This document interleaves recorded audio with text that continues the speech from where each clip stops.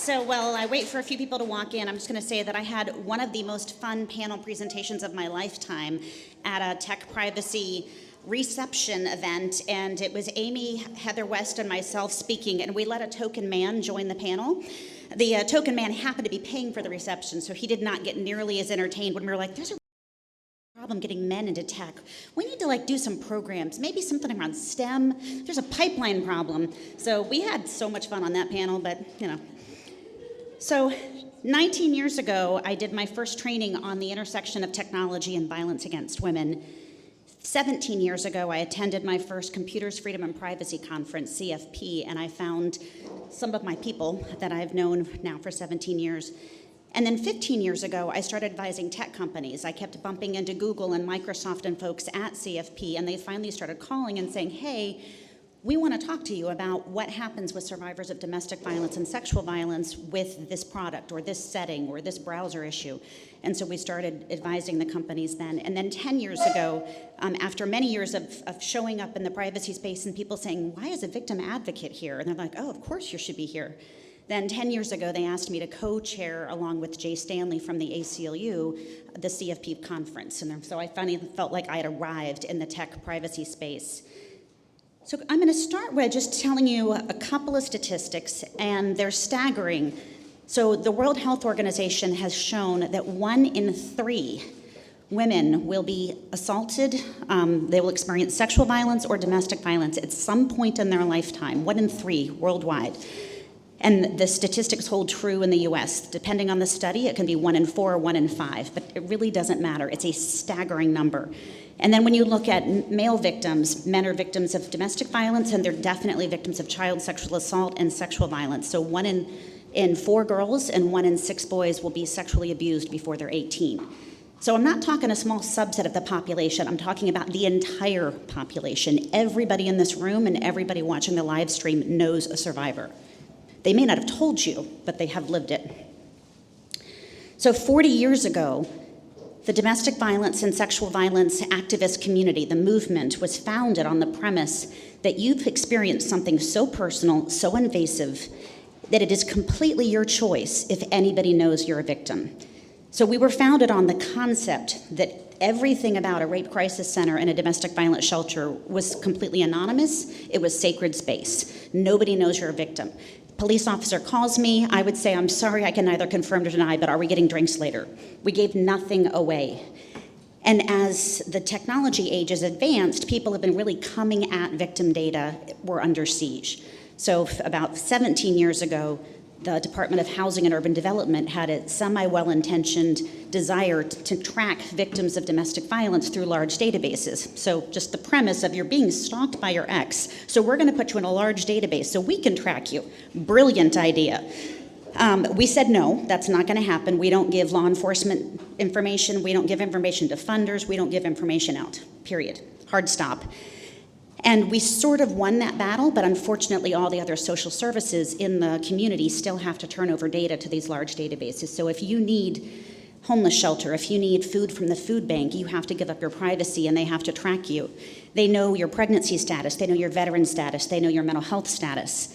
Because you are not financially solid, the government gets to know so much more about you. When I was really fighting this, I wanted to start tracking the groceries that members of Congress and HUD staff ate and where they went, because that's what they were doing with people going to the food bank and where they slept at night.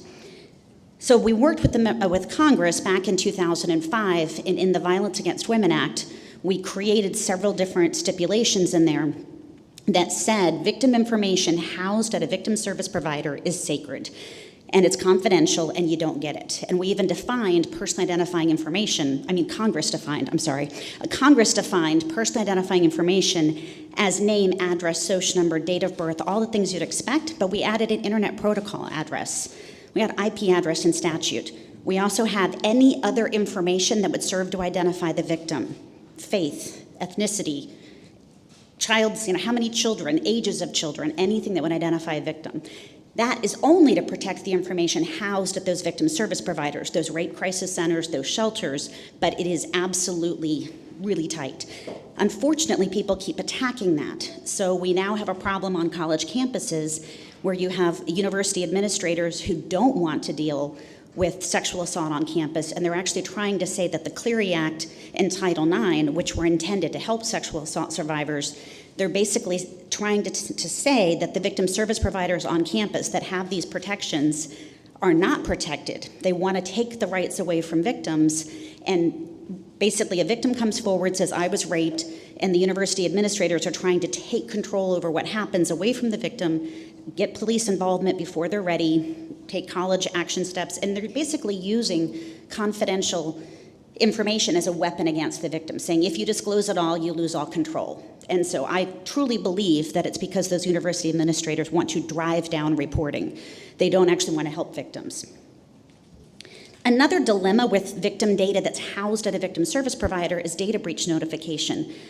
So if years ago I got a call from California and somebody said a server or a computer was stolen from a shelter, how do you notify the victims?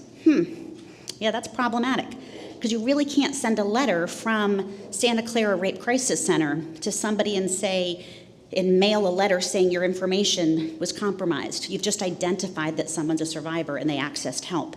You can't mail a letter to a domestic violence victim. So notification gets very tricky, and the Department of Justice actually put a special condition in all of our grant funding right now that we all have to have data breach notification policies, which is a good thing.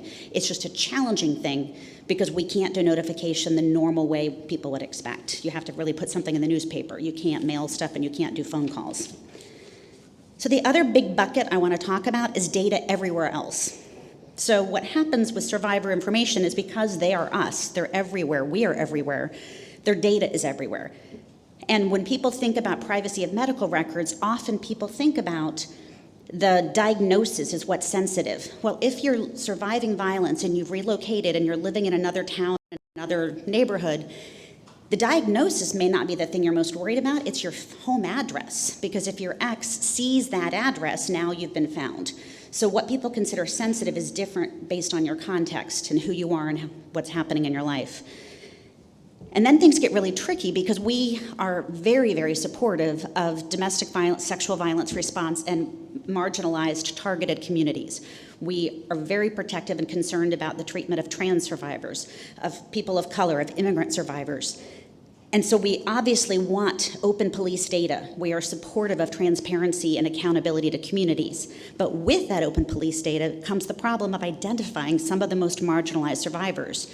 So a police department with phenomenally good intentions published their information about all the sexual assaults and listed a 12-year-old rape survivor on a given street. Well, there was only one 12-year-old child on that street. So you just identified a child rape victim. Good intentions gone awry. So moving into the Internet of Things with all of the interest of what's happening with connected cars, connected homes, connected Fitbits, connected everything. Great stuff, really fabulous if you have a disability and you need to turn on your lights or turn off your lights. These are some phenomenal tools, and they can be misused by offenders because essentially domestic violence abusers will use and misuse whatever tools are at their disposal. So if you want to really gaslight somebody and have them think they're crazy, turn the lights on and off all night long. Crank up the thermostat, crank down the thermostat, all those different things. And we're hearing over and over survivors telling these stories.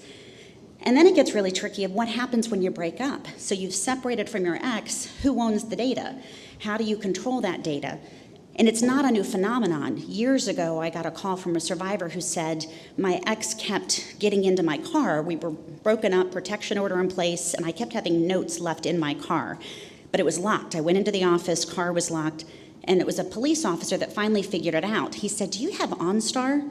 And she did, and it turns out the ex was calling OnStar, giving the PIN number and the VIN number of the car. The locks were being popped, because he said, oh, I locked myself out of the car over and over daily. And then would leave notes inside the car, relock it, and close it up. So the concept of misusing shared access and using connected devices, OnStar was an early connected concept, is not new. And what can happen, though, is who owns the data and who owns the history of your Google Home, your Amazon Echo, after divorce, after the breakup with a protection order. And so there's been discussions, and we're really on the fence on how to handle this, because with the California Consumer Privacy Act, there was discussion about should the word household be involved, and what happens if household is in or household is out in terms of that language. And ironically, some of the folks that were sort of opposed to privacy decided they were concerned about victim safety. Very, very laudable of them. They forgot to call me, so call me maybe next time you're going to use domestic violence victims as your reason to try to fight a privacy law.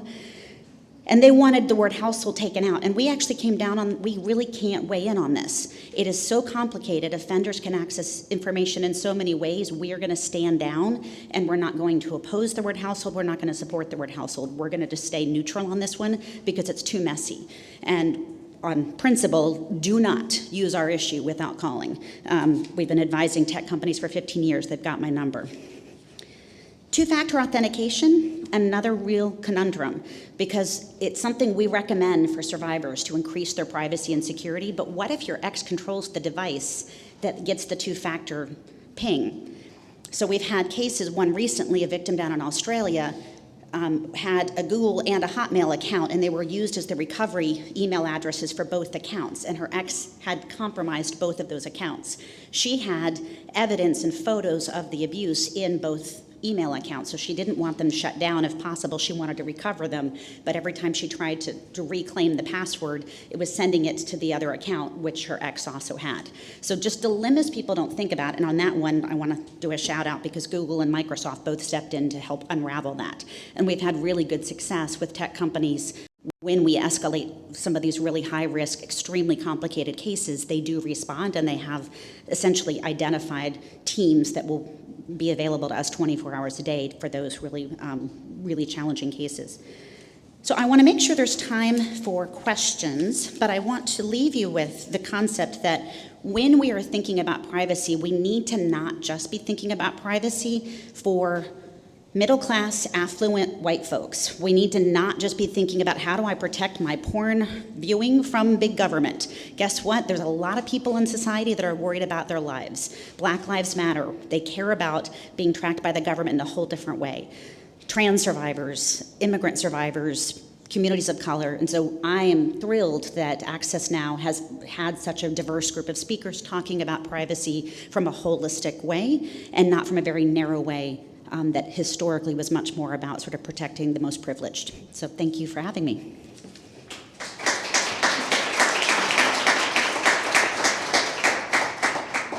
Any questions? Joe has got the microphone.